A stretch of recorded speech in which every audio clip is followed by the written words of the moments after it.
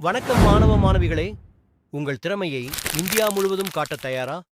டிவின்நெட் academy பெருமையுடன் வழங்கும் national level online competition 2026 Tamil பேச்சு, ஆங்கில பேச்சு, கட்டுரை, ஓவியம், நிறமிடுதல், பாடல், கதை சொல்லல், எலக்யூஷன்.